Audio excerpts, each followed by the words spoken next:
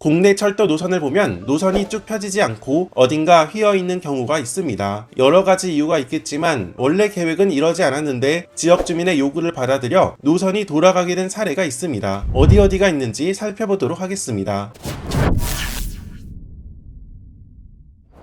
오늘은 여기 추가 신설된 사례와 함께 노선 길이가 돌아가고 길어진 사례만을 다룹니다. 예를 들어 5호선 신금호역, 원래는 청구역에서 왕십리역 사이에 역을 하나만 두려고 했으나 지역 주민의 요구로 신금호역이 신설되면서 행당역의 위치가 옮겨지고 노선 길이도 300m 더 길어졌습니다. 사실 300m는 뒤이어 소개할 사례들과 비교해보면 아무것도 아닙니다. 수도권 전철에는 지역 주민의 요구로 노선이 굴곡이 생긴 사례가 있는데 대표적인 경우가 일산선 그리고 수인 분당선에 있습니다. 3호선 중 한국철도공사에서 운영하는 일산선 구파발역에서 대화역까지 이어지는 이 구간은 원래 선형은 이랬습니다. 두 부분의 노선이 변경되었는데 내곡역과 대정역 이렇게 두 곳을 두르던 것을 대곡역으로 통일한 것도 있고, 다른 하나는 원래는 화정역에서 삼송역을 직선으로 이을 계획이었습니다. 당시 원당읍 지역 주민의 요구로 인하여 원당역이 추가로 신설되고 노선도 변경된 것입니다. 이에 따라 노선 길이가 2km 정도 더 길어지고 공사비가 700억 원 더 증가했습니다. 사실 이 공사비 증가로 인해 노선 변경에 대해 막판 진통이 있었으나 경기도 측에서 재원 마련을 위해 일산 지역에 땅 38만 평을 택지개발 용지로 내놓겠다고 제안하면서 노선 변경이 확정된 것입니다. 한강 건너 수인 분당선도 지역 주민의 요구로 노선 변경과 역 추가 신설이 잇따른 노선이었습니다. 구룡역의 경우는 역이 추가 신설된 것이기는 하나 선형 자체가 돌아간 것은 다른 이유 때문이었습니다. 그런데 용인시 구간의 경우는 원래 분당선 초기 계획과 달리 크게 돌아가는 선형이 만들어졌습니다. 원래 소인 분당선 용인시 구간은 이렇게 쭉 남쪽으로 내려와 신갈 오거리 부근에 기흥역을 세우고 영통을 거쳐서 수원역으로 향할 계획이었습니다. 그러나 2001년 용인시에서 분당선은 민속천을 경유해야 한다고 주장하였는데 이렇게 영통 구간을 빼버리고 한국민속천과 경희대학교 앞을 지나 망포역으로 가는 노선을 요구했습니다. 당연히 수원시에서는 이를 반대했고 분당선을 둘러싼 두 지역 간 갈등이 이어졌습니다. 결국 경기도에서 중재안을 제시했는데 기흥역을 신갈 오거리에서 동쪽으로 옮기고 민속촌과 가까우면서 택지 개발이 이루어지고 있는 곳에 상갈역을 세운 다음 영통으로 이어지는 노선이었습니다. 이 중재안이 확정되면서 분당선은 수서역에서 쭉쭉 거의 직선으로 내려오다가 기흥역과 상갈역 사이에서 커브를 틀고 영통으로 향하는 우회하는 선형이 만들어진 것입니다. 이렇게 보면 일산선, 분당선, 당시의 광역전철은 지역 주민의 요구로 노선 연장이 길어지고 역도 추가로 생겨 서울을 오가는데 경쟁력이 다소 떨어지는 결과를 낳았습니다. 최근에도 이런 사례들은 계속해서 이어지고 있습니다. 대표적인 사례가 바로 현재 공사 중인 동탄 인덕원 선입니다.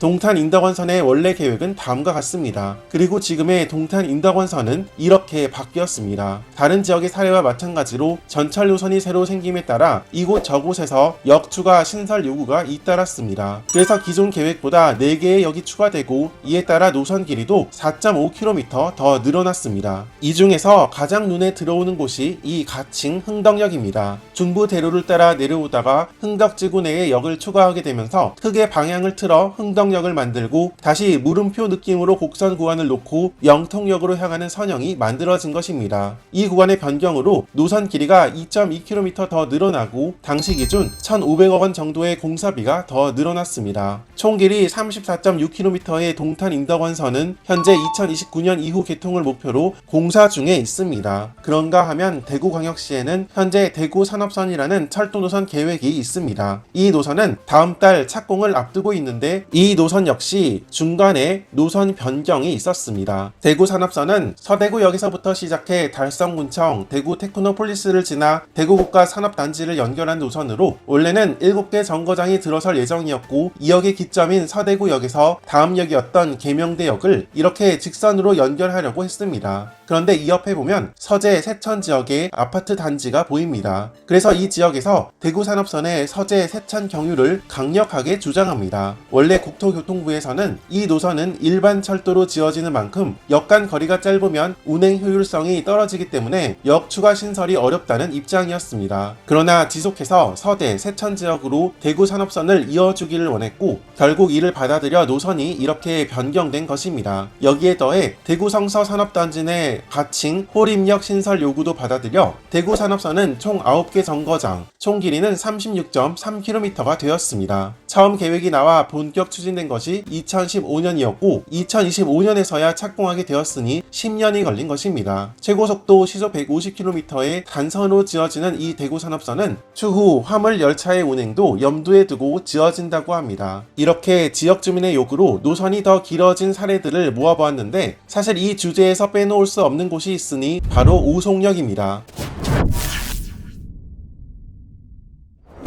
오송역은 경부고속철도 초기 계획에는 없던 역이었고 사실 원래 경부고속철도는 오송을 지날 계획도 아니었습니다. 원래 계획은 조치원을 기준으로 서쪽, 그러니까 지금의 세종시 일대를 통과할 계획이었습니다. 대신 청주 지역의 고속철도 건설 요구를 수용해 경부고속철도에서 지선을 놓아 청주로 향하도록 계획합니다. 그러나 이 지역 주민의 요구는 계속되었고 1991년 결국 정부는 이 요구를 받아들여 지금의 세종시 일대를 지날 계획이었던 것을 오송읍을 지나도록 변경하였고 역 설치 약속도 하게 됩니다. 그러나 당장 만들 계획은 아니었는데 1996년 기준 청주권 인구가 30만에서 40만 명 정도인데 100만 명 정도에 달해 승차 수요가 충분할 것이라 판단되는 2010년경 추가할 계획이었다고 합니다. 오송역은 2010년에 개통했는데 이때 경부고속철도 초기 계획에 없었던 김천 구미역과 울산역도 영업을 시작했습니다. 사실 경부고속철도 자체로만 보면 노선이 이렇게 바뀐다고 해도 크게 돌아가는 것도 아니고 중간역 설치 요구를 한 곳이 청주만 있는 것도 아니었기 때문에 이 영상 주제에 들어갈 정도는 아니지만 호남 고속철도를 보면 이렇게 크게 돌아가는 선형임을 볼 수 있습니다. 원래 호남 고속철도의 분기역은 천안 아산역 혹은 대전역이었습니다. 천안 아산에서 분기했으면 수도권과 호남 지방을 거의 직선으로 이을 수 있고 대전을 통과했으면 도라는 가지만 인구가 많은 지역을 통과해 큰 수요를 확보할 수 있다는 장점이 있습니다. 사실 1998년 당시만 하더라도 호남 고속철도 분기하는 이 두 곳이었고 천안 아산 분기를 가장 유력하게 보고 있었습니다. 그런데 여기에 오송역 분기 요구가 등장하면서 호남 고속철도 분기역을 어디로 하느냐 경론이 벌어집니다. 오송역 분기를 주장하는 쪽은 이곳이 국토의 정중앙에 있고 X축 교통망이 교차하는 곳이라 지역 균형 발전 측면에서 유리하다는 주장이었습니다. 오랜 논쟁과 갈등 끝에 결국 호남 고속철도 분기역은 오송역으로 정해집니다. 이 사이에 있었던 수많은 일들은 추후 별도 영상에서 다뤄보도록 하겠습니다. 이렇게 오송역으로 호남 고속철도 분기역이 정해지면서 서울에서 광주를 잇는 고속철도망을 보면 쭉 직선으로 내려가지 않고 돌아가는 모습을 하게 됩니다.